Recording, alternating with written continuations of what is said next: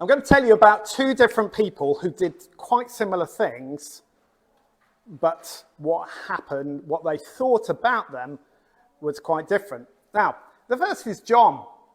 Now, John has a friend whose mother grows asparagus. Anyone like asparagus? You know what asparagus is? It's, one of these kind of green stalk things. They're very fond of asparagus in Europe, apparently. I can't say we eat it very much.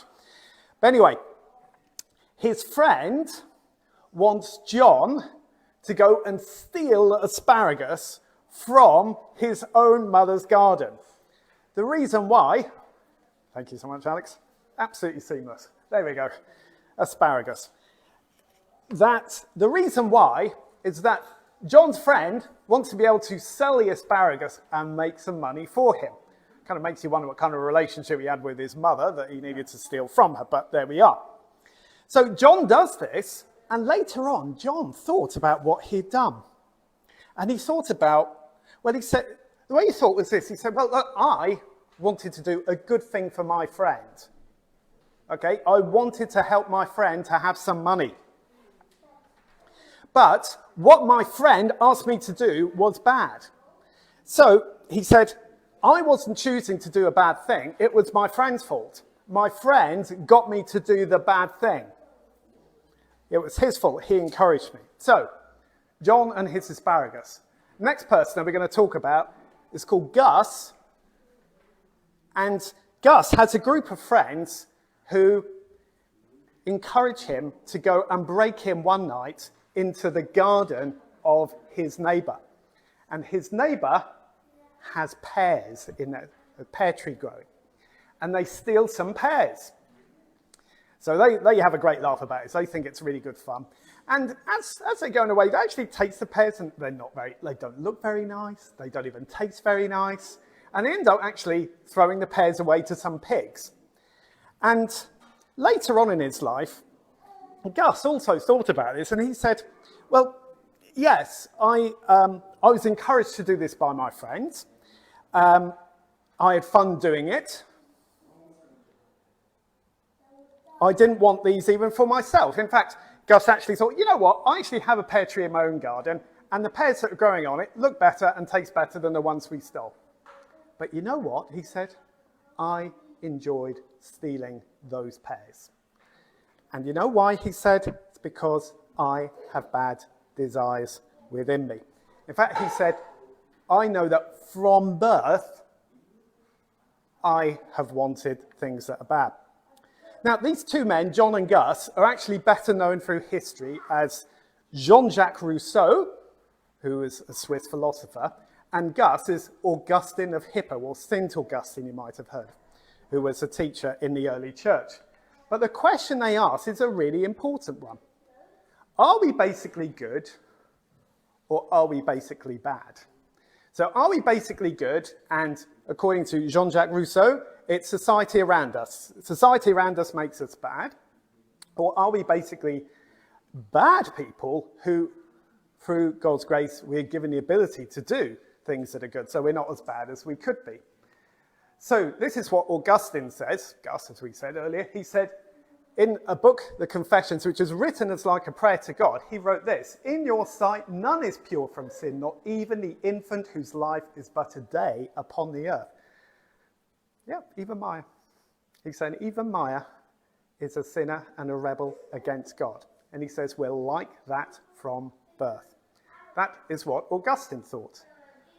However, Rousseau, this is what he thought. He wrote, people in their natural state are basically good, but this natural innocence, however, is corrupted by the evils of society. We're good people, it's just the others around us who make us bad. Now, quite apart from the fact that society is made up from other people and how do they become bad, I think there's a couple of things about Rousseau which I think made me wonder about had he really thought this through. One is that apparently he had 4 or 5 children. I don't even think he knew how many children he had, okay, through a mistress. And you know what he did? He persuaded her every time she had a baby to give it to an orphanage. He said, I couldn't possibly raise a child, okay? Now, I kind of think now, those of you who've been parents, tell me this. When did you teach your child to be rude to you? When did you teach your child to throw food or to fight with other children? When did you do those things? And I'm sure you'd all say, well, I didn't. I had to teach them not to do those things. Well, yes. And I just kind of wonder if Rousseau had actually raised children, he might have thought about that. But the other thing is, Rousseau, his philosophy became very popular, not least in France. And toward, I think just after his death, actually it led to the French Revolution.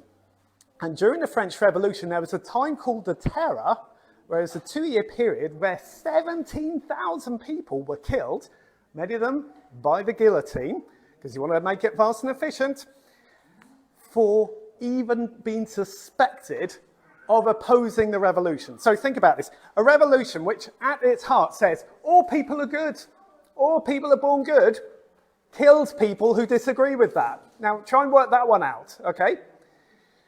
Anyway, this is not, though, just a question asked by people hundreds of years ago.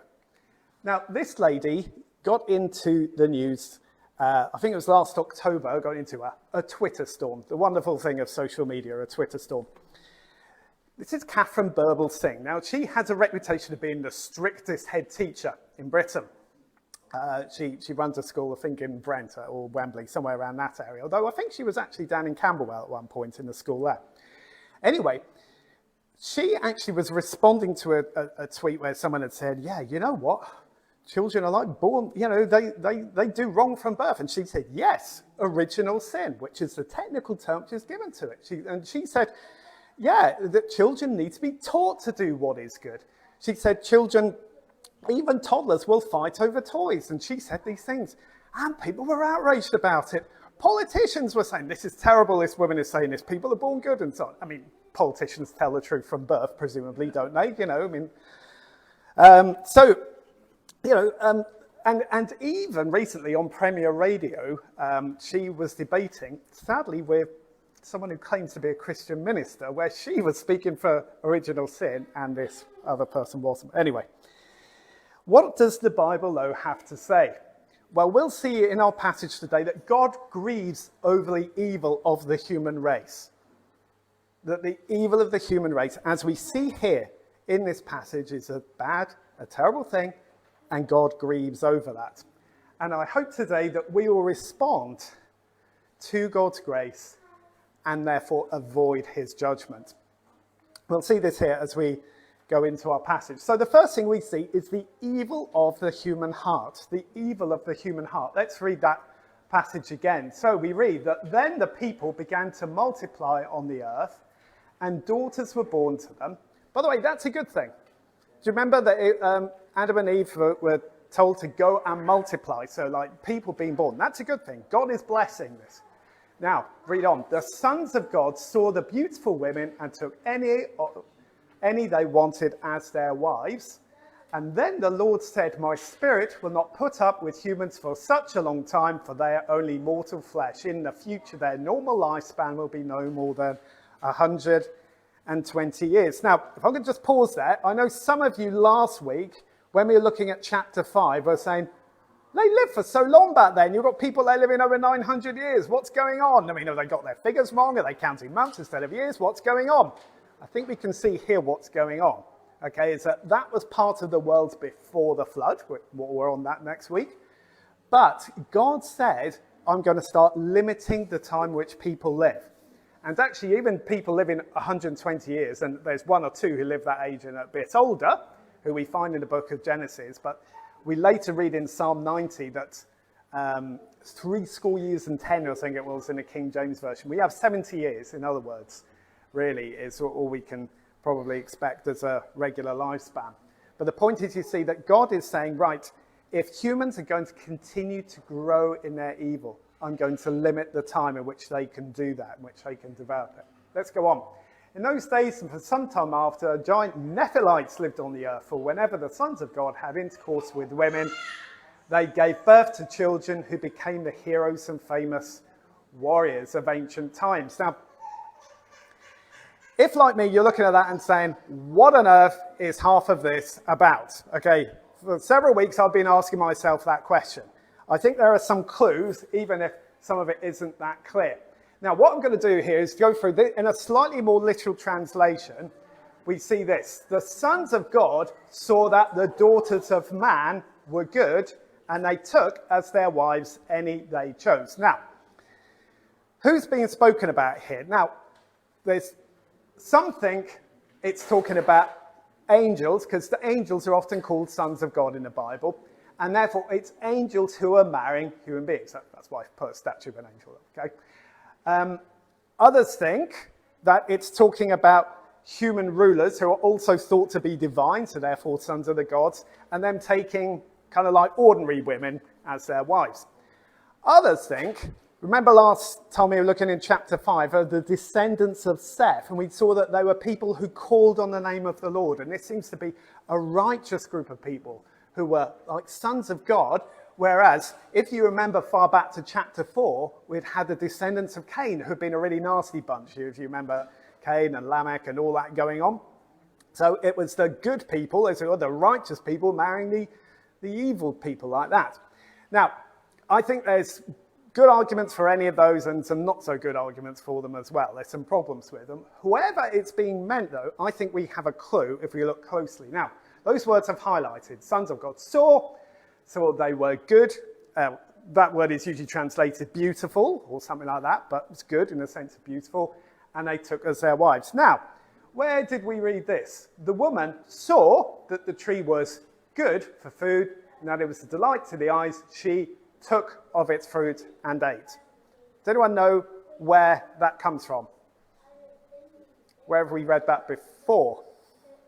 Genesis. Earlier in Genesis, yes, in Genesis chapter 3. And that's describing Adam and Eve taking the fruit that was prohibited. And you see that you had the same pattern happening here. Someone seeing something, seeing that it was good, and taking it. And the writer here has put it in such a way that it reminds us of this was just as what happened in the Garden of Eden. So this was clearly something that God did not want to happen, whatever it was that was going on, of those different options.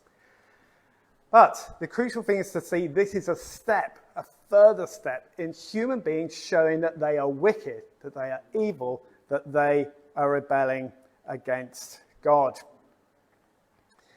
So, let's go on to verse 5, and this really sums it up for us, what's being described here.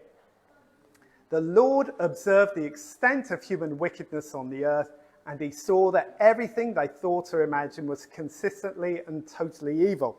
Or I've put beneath that, it was actually what Deanna read for us from the New International Version, every inclination of the thoughts of the human heart was only evil all the time. That's an extraordinary statement, isn't it? I mean, can you imagine that?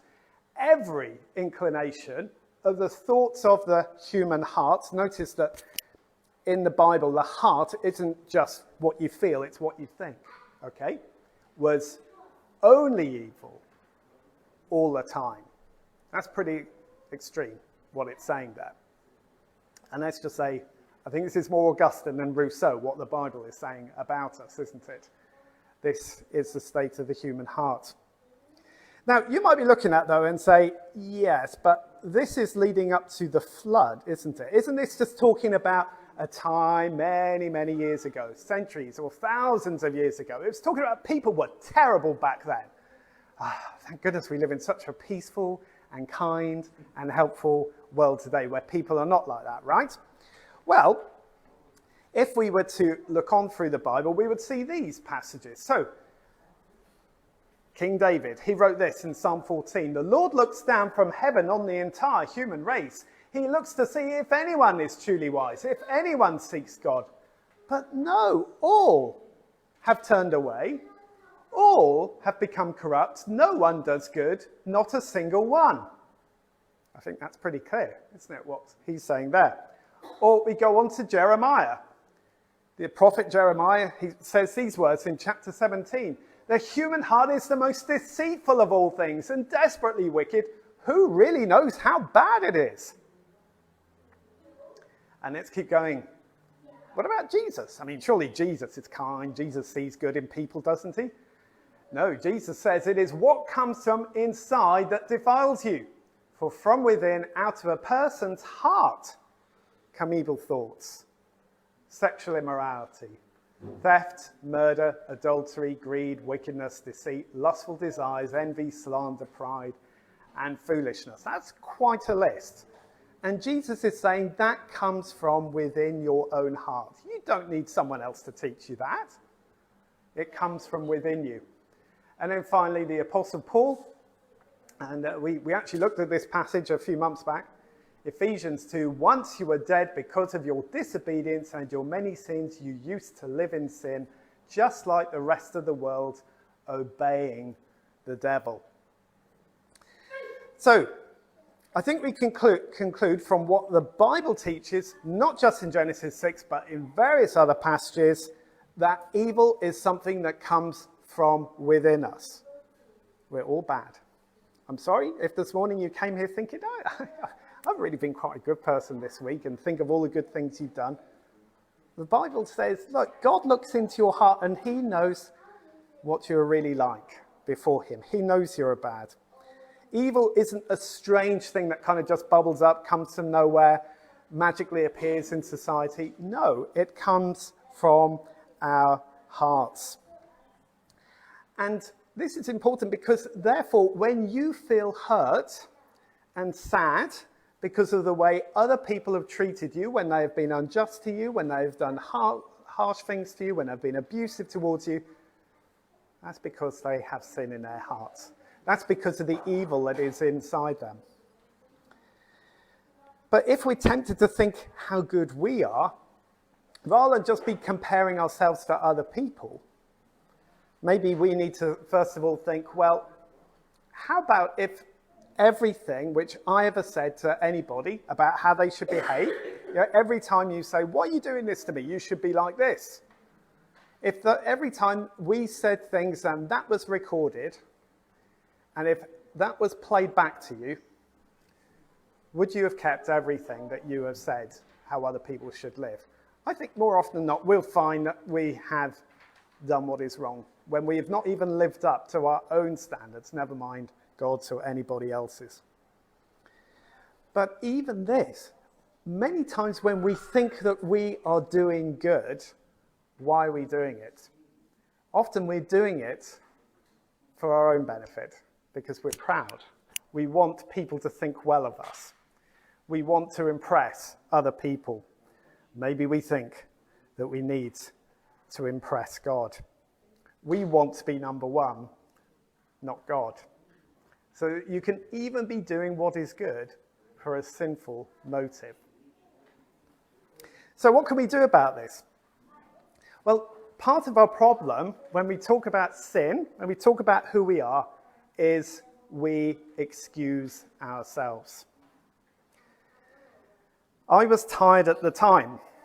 I was provoked. You should have heard what he said. Something came over me. Have you ever said things like that? I know I have, frequently. But as Jesus has said, it's not that something comes over us. It's something comes from within us when we sin. Some of you may know about the organisation Alcoholics Anonymous, who try to help people to deal with the addictions such as alcoholism and other things like that. And what they're well known for is that the first step to dealing with it is to admit that you are an alcoholic. And so it's quite famous that when they meet together and you are introducing yourself, you will say, hello everybody, I'm Jeff, and I'm an alcoholic. And the idea is that you come up and be upfront about the nature of your problem. How much more do we need to be like this when it comes to admitting we are sinners before God? We need to give up hope that we can persuade God, that we're all right. We need to stop pretending that actually we're good people. We need to stop thinking that God will be pleased with me because of the good things that I have done. No, I mean, one of those hymns we sang, if I remember it rightly, the eye of sinful man your glory cannot see. We cannot be friends with God. We cannot be one with God. We cannot even approach God because we are sinful people. And that's, as we've seen, what the Bible teaches. But there is actually something good about this.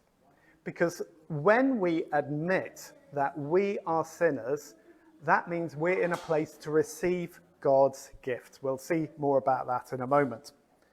But the important thing is that it means we can be open with one another because we are being truthful in the first place, but also, as we'll see, because God has done something to deal with our sin. And so if we do have struggles with sins, then we should be free to admit them to one another. If we get angry, if we struggle with lust for someone, if we struggle with pornography, if we find that we're wanting what someone else has got, and that kind of drives us, we so want something that they have, it's far better for us to confess these to one another and to be open about it than to keep pretending that we're actually okay. So we've seen the evil of the human heart. And we've seen that we all have evil hearts and we suffer because of other people's sin and our own. And therefore, we must accept that we are sinners. So the next thing we see in this passage, though, is the grief of God's heart. The grief of God's heart. I'll be going to read this in Genesis 5 and 6, that the Lord observed the extent of human wickedness on the earth, and he saw that everything they thought or imagined was consistently and totally evil. So the Lord was sorry he had ever made them and put them on the earth. It broke his heart. It's extraordinary language again that we see here. God's heart was broken. He was so sad and grieved by what he saw, by the way his humans who he had made in his image, just 5 chapters earlier in the Bible, and we see how they have become. Remember that God had said that he had made his creation very good, everything about it. Sun, the moon, the stars, the trees, the mountains, the birds, the fish, the animals, and human beings made in his image. It was a very good creation. And how God looks at it and says, what on earth have I made? Now, this is not God saying, I've made a mistake. I think we're meant to think here, this is the kind of things that we would say as humans, and it's helping us to see it from God's perspective. That when you say, I'm sorry I ever did that so and so, well, generally you're just saying you're really sad at the way things have turned out. And I think that's what we're meant to understand this here. But it helps us to see that when God sees evil, his first and natural reaction is one of grief, is one of sadness. Do you remember on Easter Sunday, when I was here, I was talking about how Jesus, before the tomb of Lazarus, he wept. Jesus expressed God's grief at human sin and evil, and as we'll see, anger as well. And this is important because sometimes we can have the idea that God is just angry all the time. He's just a bad-tempered person. And he's just kind of like willing to take his anger out on us. But we should see in the first place that God feels grief. God is sad at the state of human beings who, like us, have rebelled against him. So God sees human evil and it grieves him. And so we must see the next part, which we call the provoking of God's judgment. The provoking of God's judgment. I'll explain that word if you wonder what provoking means in a moment. The provoking of God's judgment. We read, the Lord said, I will wipe this human race I have created from the face of the earth. Yes, and I will destroy every living thing, all the people, the large animals, the small animals that scurry along the ground, and even the birds of the sky. I'm sorry I ever made them.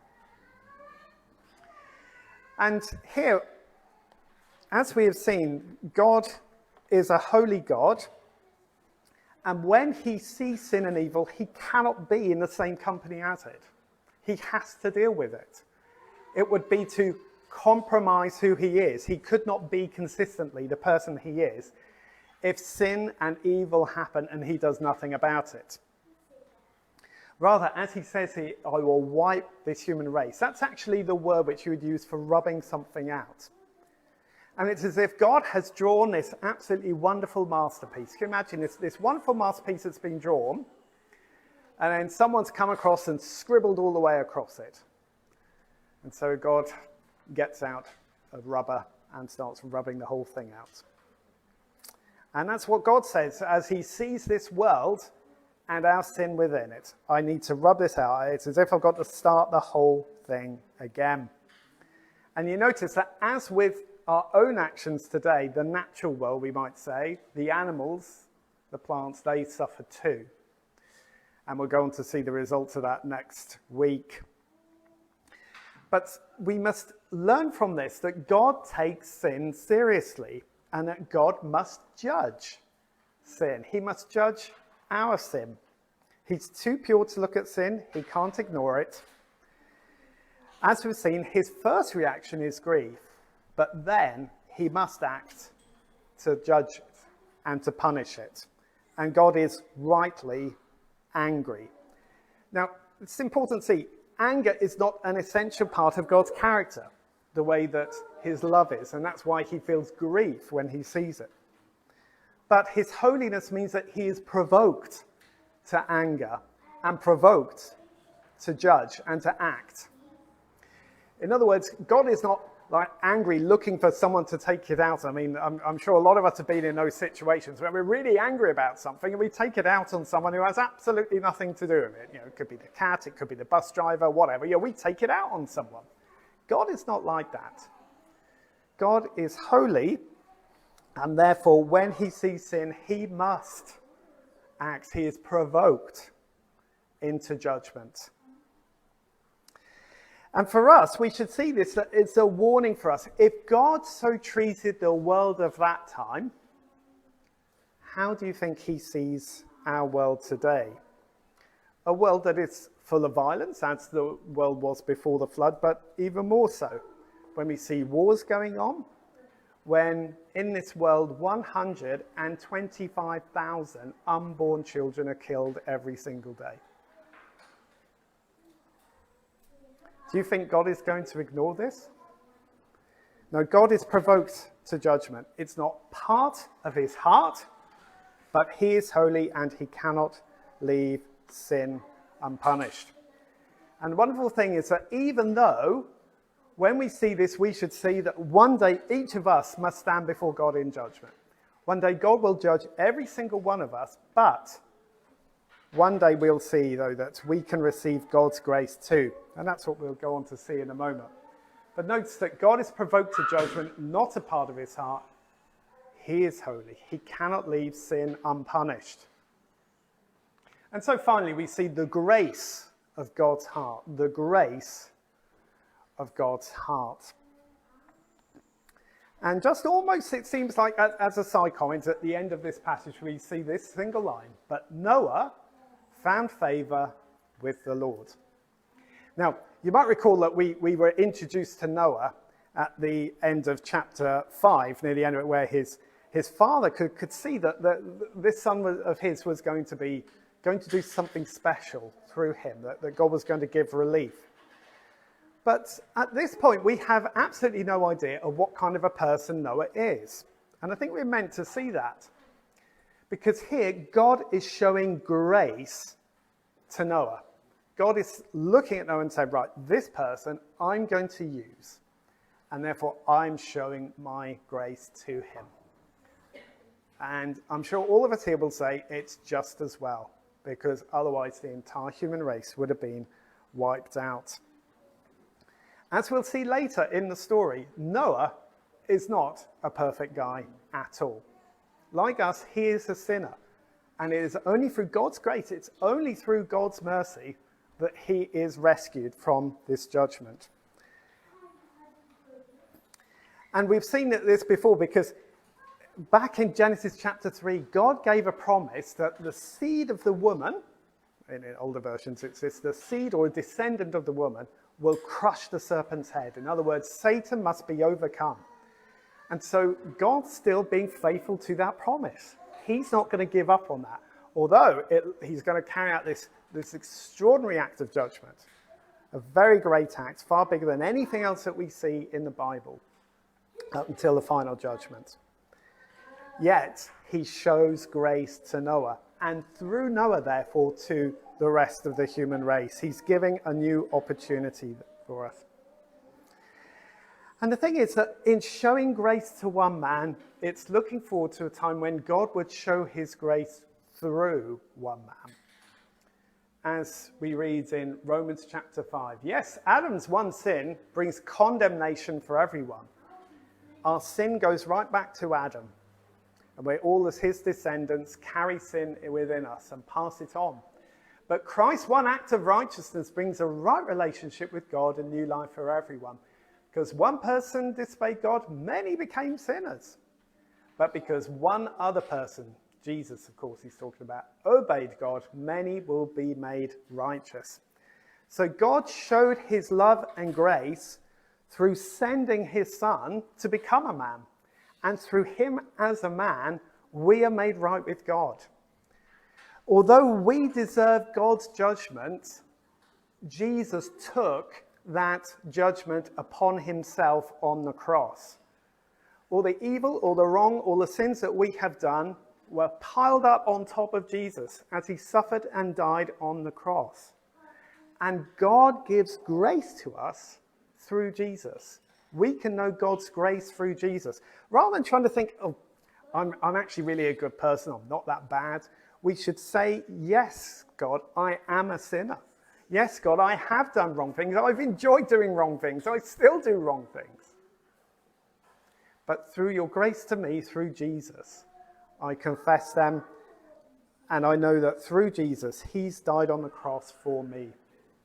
And therefore, I can be made right with you. I can see your glory through Jesus.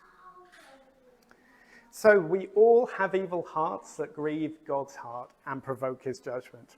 That's what we should conclude from this passage. We can't kind of have a kind of chronological snobbery and saying, oh, well, the people there were really terrible, but we're fine now. We need to see how bad we are to the heart.